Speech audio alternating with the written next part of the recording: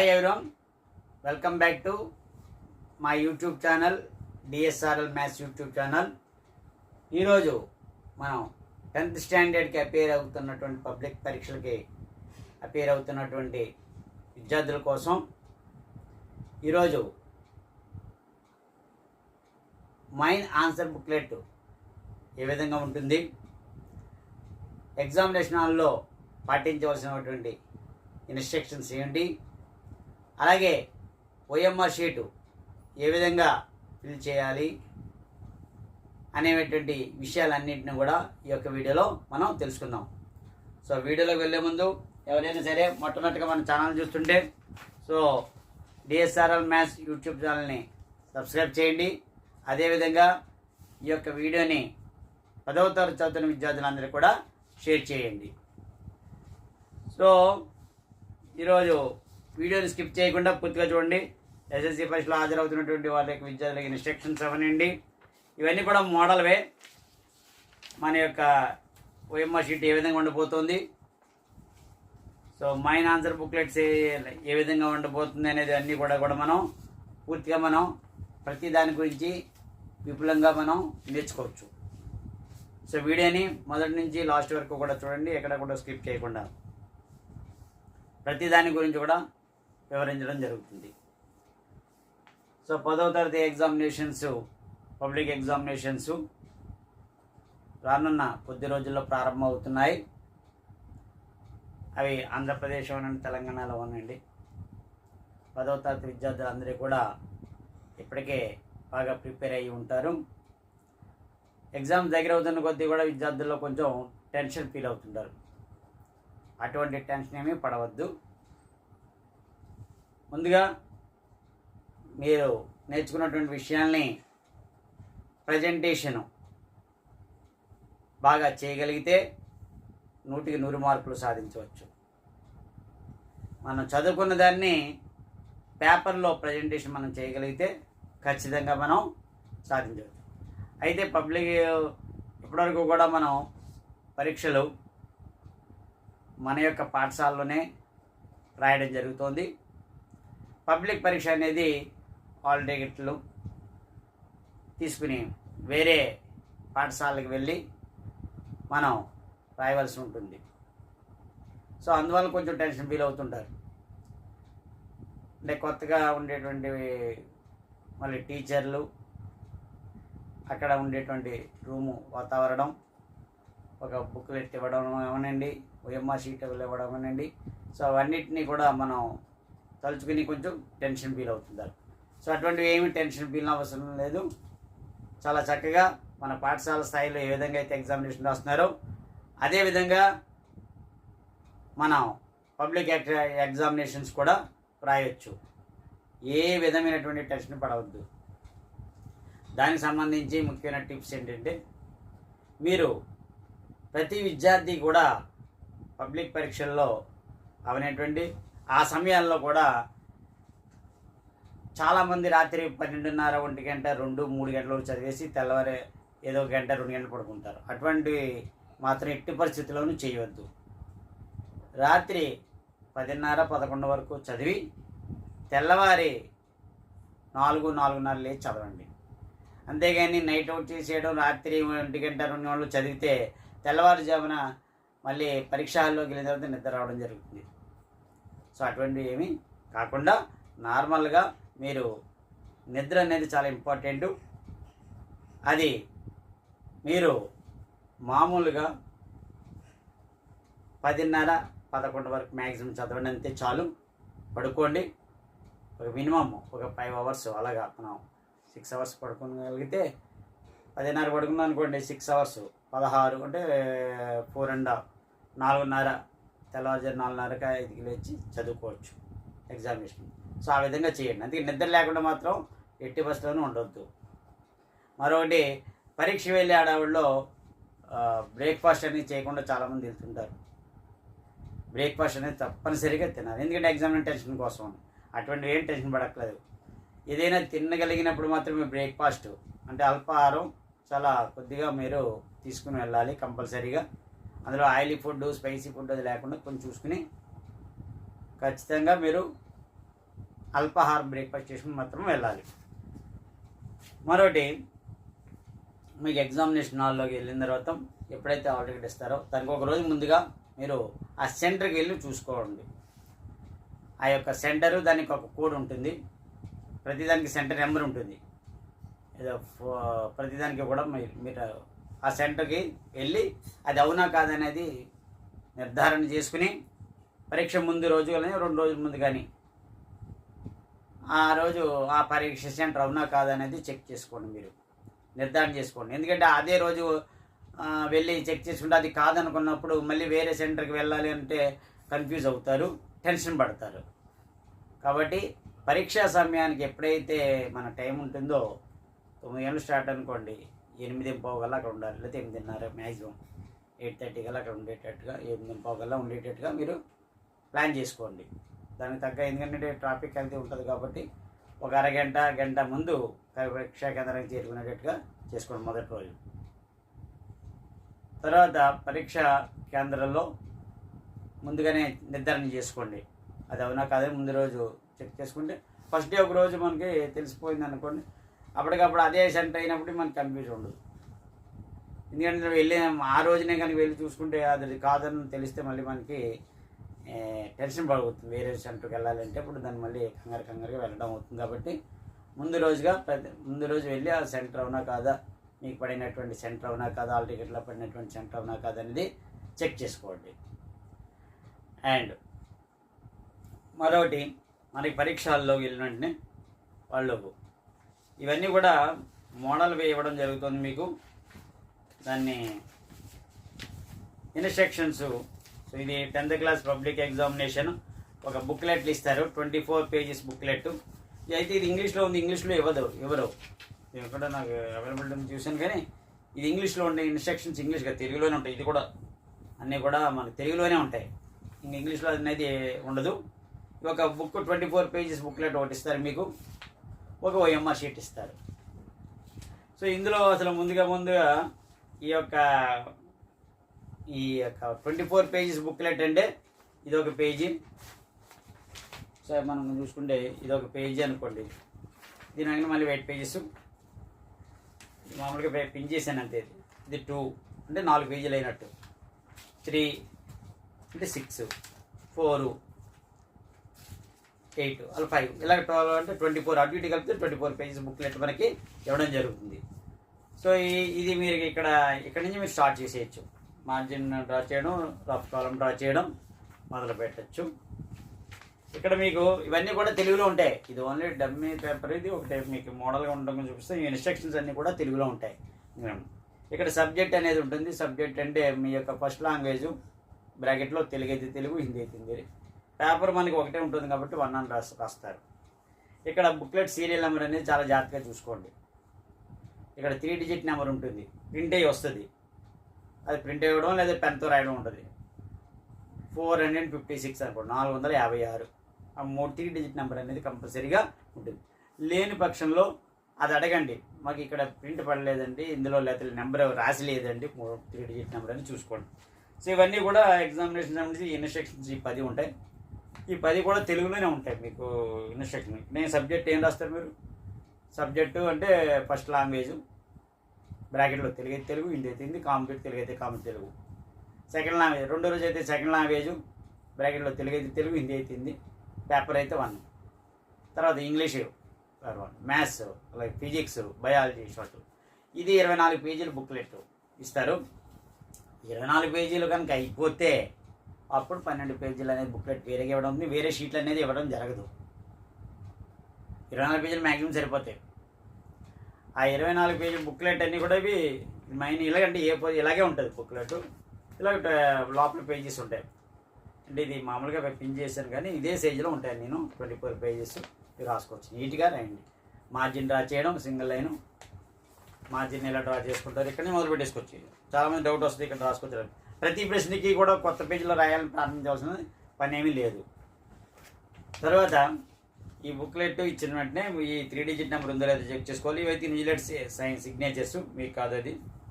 3 digit number ఉందో లేదో check చేసుకుంటారు. తర్వాత సబ్జెక్ట్ అంటే సబ్జెక్ట్ రాసుకుంటారు మీరు మైన్ బుక్లెట్ అంటే. అయితే ఇన్స్ట్రక్షన్స్ ఏ విధంగా ఉన్నాయి తెలుగులో అనేది ఒకసారి చదువుదాం. తెలుగులో maximum instruction to the candidates చూసుకుంటే, మీ సమాధానాలను కాగితంపై 2 వైపులా రాయండి. ప్రశ్న సంఖ్యల మార్జిన్లో జాగ్రత్తగా రాయండి.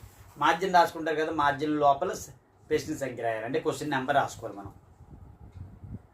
అవసరమైన చోట రఫ్ వర్క్ తప్పనిసరిగా ఆ పేజీ పక్కన కానీ దిగువన కానీ చేసుకోవచ్చు. రఫ్ వర్క్ మీరు డ్రా చేస్తారు కదా, మార్జిన్ ఇలాగ రాసుకుంటూ డ్రా చేస్తారు, ఇక్కడేమో రఫ్ కాలం పక్కన పెట్టుకుంటారు. ఆ పైన ఏంటి రఫ్ వర్క్ అని కూడా రాసుకోవడం మ్యాథ్స్. అదేవిధంగా మీకు ఒక 24 పేజీలో ఒక 20 పేజీలు రాశారు, 4 పేజీలు ఉండిపోయాయి అనుకోండి, దాన్ని అంతే చింపేయకూడదు మిగిలిపోయాయి కదని. బుక్లెట్ పలంగానే ఇవ్వాలి, 24 పేజీలు వాళ్ళకి అందజేయాలి. ప్రతి సమాధాన్ని కూడా కొత్త పేజీలో రాయాలని అవసరం లేదు.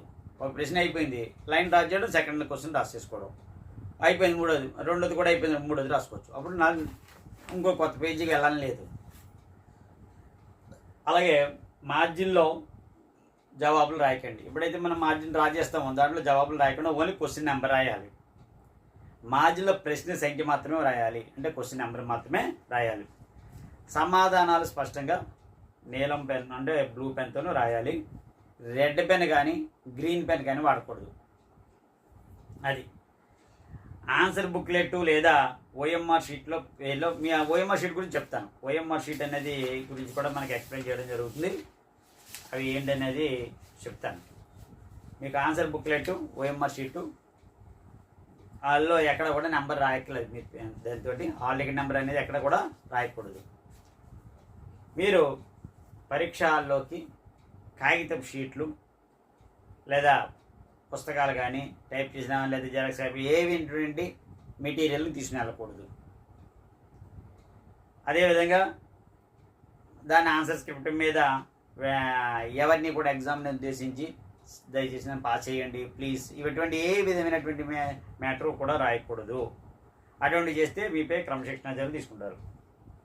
పరీక్ష పూర్తయిన వెంటనే ఈ యొక్క మైన్ ఆన్సర్ బుక్లెట్ ఓఎంఆర్ షీట్ని పైన పిన్ చేస్తారు. అదన్నీ కలిపి మీరు ఇన్విజిలేటర్కి అందజేయవలసిన బాధ్యత మీదే. అలాగే పరీక్షల్లో చాలా డిసిప్లైన్గా ఉండాలి. బ్యాక్ ఆన్సర్స్ ఇవ్వడం కానీ ఆరోగ్యంగా ఉండడం కానీ ఎటువంటిది చేయకూడదు. పరీక్ష స్టార్ట్ అయ్యే కన్నా మీకు ఉదయం టైమింగ్ ఉంటుంది కదా, దానికన్నా ఒక పావు గంట ముందు పరీక్షల్లో మీకు 20 నిమిషాల అరగంట ముందే మీరు ఉండాలి. అలాగే పరీక్షల్లో స్మార్ట్ వాచ్లు కానీ సెల్ ఫోన్ కానీ ఎటువంటి పరికరాలని పట్టుకుని వెళ్ళకూడదు. ఓకేనా? అలాగే ఓఎంఆర్ షీట్పై మీ పేరు మరియు ఆ రోజు పరీక్షని నిర్ధారణ చేసుకోవాలి. మనకి ఓఎంఆర్ షీట్ ఇస్తారు కదా, ఆ ఓఎంఆర్ షీట్ మీద అన్ని ప్రింటే వస్తాయి. అందులో అది ఏ విధంగా ఉంటుందో కూడా చెప్తాను. ఇక్కడ ఓఎంఆర్ షీట్ 3 రకాలుగా ఉంటాయి, అంటే పార్ట్ 1, పార్ట్ 2, పార్ట్ 3. సో ఇది మనకి పార్ట్ చూడండి, ఓఎంఆర్ షీట్ అనేది డమ్మీ, ఇది మామూలుగా చూడండి ఇలాగ ఉంటుంది ఓఎంఆర్ షీటు. సో ఇది ఇందులో పార్ట్ 1, పార్ట్ 2, పార్ట్ 3 అని ఉంటాయి. సో ఈ 3 పార్ట్ 3లో మీరు ఏవి రాయనవసరం లేదు. పార్ట్ 1, పార్ట్ 2లో పార్ట్ 1, పార్ట్ 2లో మనకి రాయాలి ఉంటుంది. ఎప్పుడైతే మనకి ఇది మైన్ ఆన్సర్ బుక్లెట్ అనుకోండి, ఇది ఓఎంఆర్ షీట్ అనుకోండి, సో ఈ రెండింటిని కూడా వాళ్ళు ఇలా స్టాపిల్ చేస్తారు. ఇక్కడ స్టాపిల్ చేసేస్తారు. ఇక్కడ స్టాపిల్ చేసి ఇక్కడ మనకు ఒక స్టిక్కర్ ఇస్తారు. ఆ స్టిక్కర్ చూడండి ఇక్కడ యారో మార్క్ లాగా ఉంటుంది. ఇక్కడ ఇలా పిన్ చేస్తారు. ఇక్కడ పిన్, ఇక్కడ పిన్, ఇక్కడ ఇలా ఉంది కాబట్టి ఇక్కడ ఒకటి చేస్తారు. దాన్ని మళ్ళీ స్టిక్కర్ అంటే ఏం చేస్తారు. సో మనకి ఇచ్చేది ఒక బుక్లెట్, ఒక ఓఎంఆర్ షీట్. సో ఈ బుక్లెట్ మీద ఓఎంఆర్ షీట్ ఇలా పెట్టుకోవాలి. పెట్టుకుని ఇక్కడ సైన్ ఇక్కడ ఒకటి స్టాప్ చేస్తారు, ఇక్కడ ఒక స్టాప్ చేస్తారు.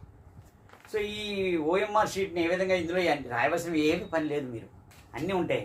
ఇక్కడ అన్నీ కూడా నేము, మీ పేరు ప్రింటే వస్తుంది. రోల్ నెంబర్ అంటే ఆల్ టికెట్ నెంబర్ ప్రింటే వస్తుంది. పేపరు కోడ్, అది మన తెలుగు రాష్ట్రం తెలుగు లేకపోతే ఇండియా ఏదైనా కోడ్ అన్నీ కూడా ఉంటుంది, అన్నీ ప్రింటే వస్తాయి. అలాగే సెంటర్ కోడ్, మీది ఏ సెంటర్ ఆ సెంటర్ వస్తుంది, సెంటర్ పేరు వస్తుంది. డేట్ ఆఫ్ ఎగ్జామినేషన్ మీరు చెక్ చేసుకోవాలి. మీరు 18/3/2024 వెళ్తున్నారు కాబట్టి అనుకోండి, ఆ రోజు డేట్ అవునా కాదా మీరు చెక్ చేసుకోవాలి.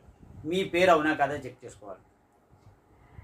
మీడియము ఇంగ్లీష్ మీడియమో తెలుగు మీడియమో చెక్ చేసుకోవాలి.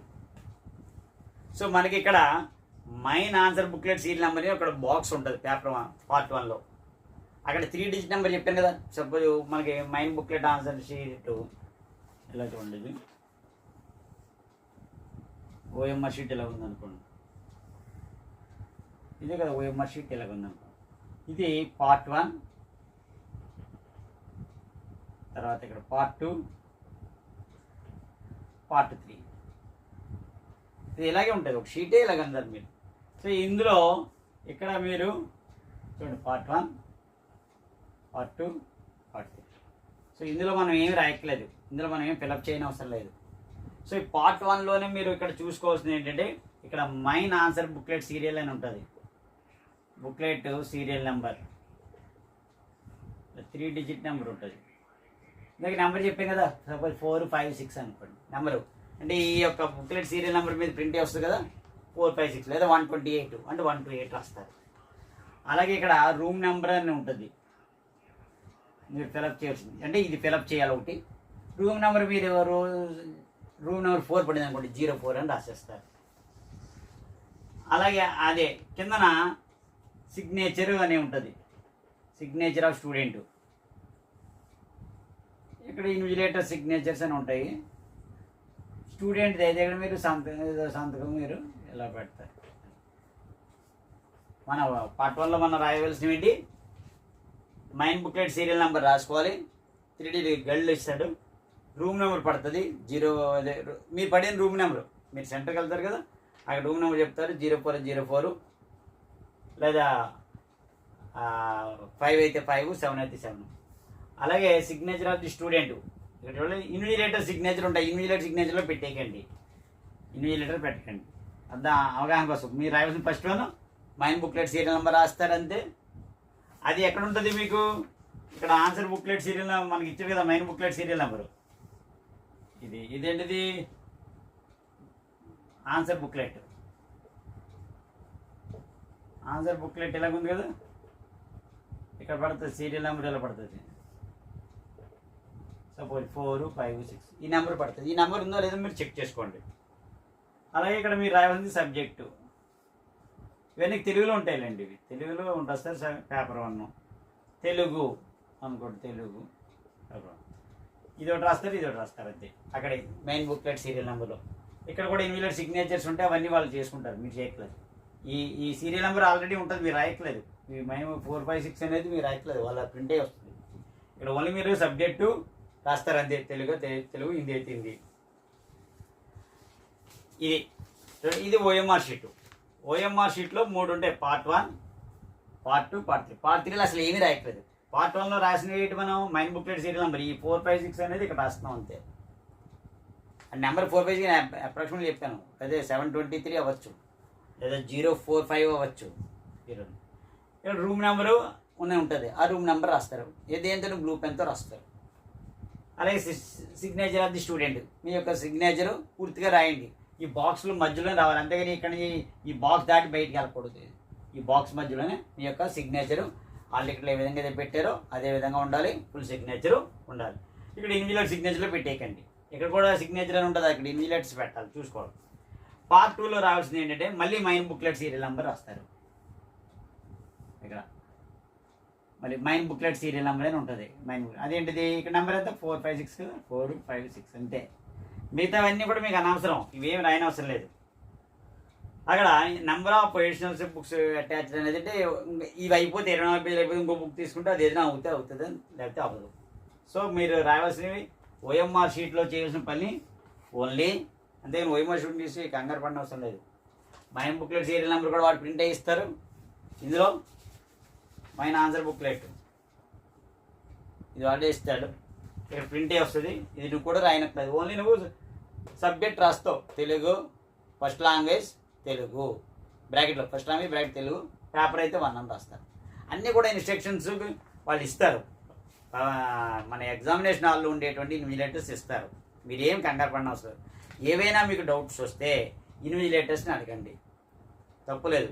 మీకు క్లియర్గా అన్నీ ఎక్స్ప్లెయిన్ చేస్తారు వాళ్ళు. తప్పు మాత్రం చేయకండి. ఓఎంఆర్ షీట్ మీరే కేర్ఫుల్గా ఉంచుకోవాలి. అలాగే మైన్ బుక్లెట్ సీరియల్ నెంబరు, ఈ నెంబర్ ఇక్కడ రాస్తారు, రూమ్ నెంబర్ రాస్తారు, సిగ్నేచర్ అంతే. మనం చేయాల్సిన ఇందులో. అయితే ఓఎంఆర్ షీట్ని ఇచ్చినప్పుడు మీకు ఐడెంటిఫై చేసిన రెండు చూసుకోవాలి ఇమీడియట్గా మీరు. ఇది ఈ ఓఎంఆర్ షీట్ నాది అవునా కాదా అంటే దాని మీ పేరు అయ్యి ప్రింట్ అయ్యి వస్తుంది కదా. మీరు ఏం రాయనట్లే, మీ పేరు ప్రింట్ అయ్యి వచ్చింది, ఓకే ప్రింట్ అయింది.